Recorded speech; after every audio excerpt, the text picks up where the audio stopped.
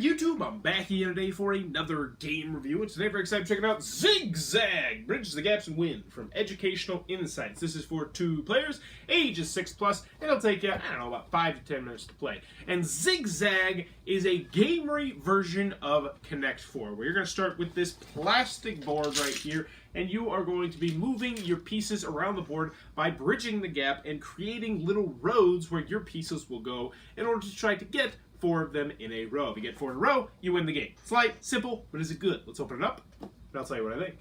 Alright then, we're going to take a look at what you're going to get inside of ZigZag, Bridge the Gaps and Win.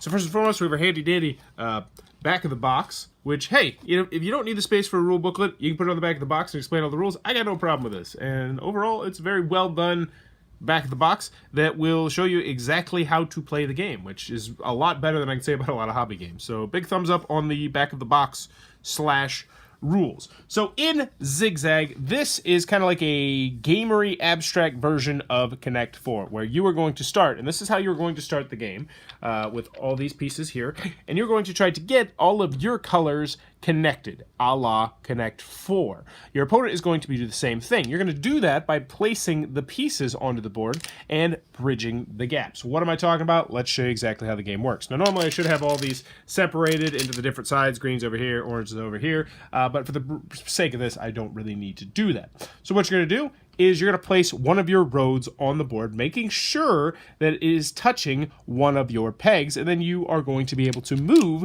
your peg. So I'll give you an example. I might go just like this, and then bada boom, I've moved that piece right there. And then so let's just say this guy, he might go bam, like that. And then for me, I might go, I might do this stuff right here, so that seems like a decent enough move. And then this guy might see the writing on the wall and be like, oh, I gotta get this guy over here, so he might move that.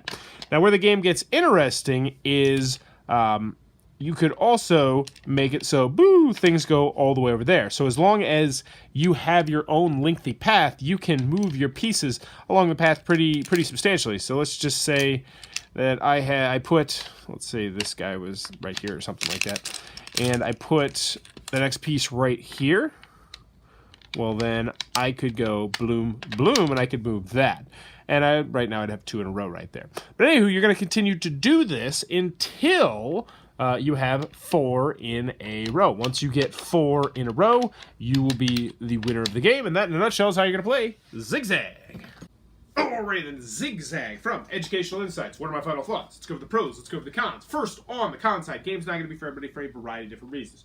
2 players, restricted player count.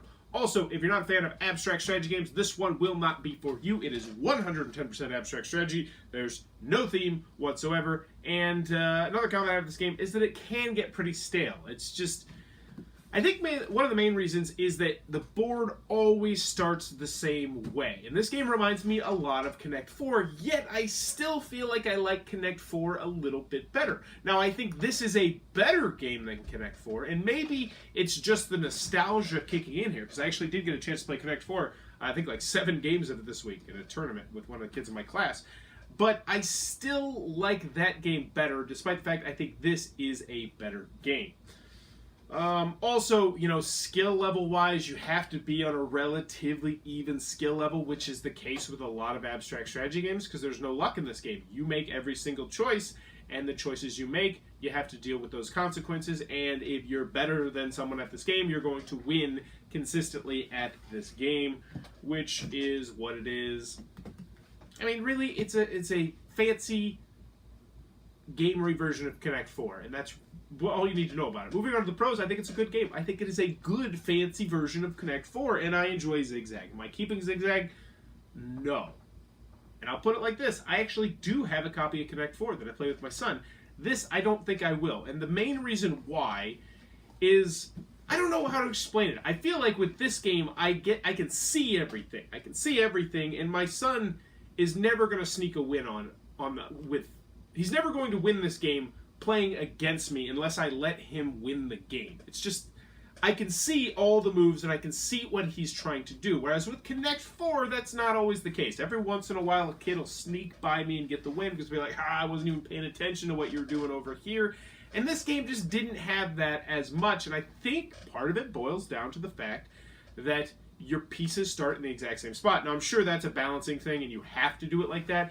But still, I think that's one of the big things that turned me off about this game. But continuing on with the pros, I think ZigZag is a perfectly serviceable two-player children's abstract strategy game. That's another big thing that I want to say about this game, is that it's a children's game. Children can very easily learn how to play and play this game with themselves. I mean, I like the fact the rules are on the back of the box, and they're very dirt simple. They did not overcomplicate anything, and I think adding a theme could have potentially overcomplicated things.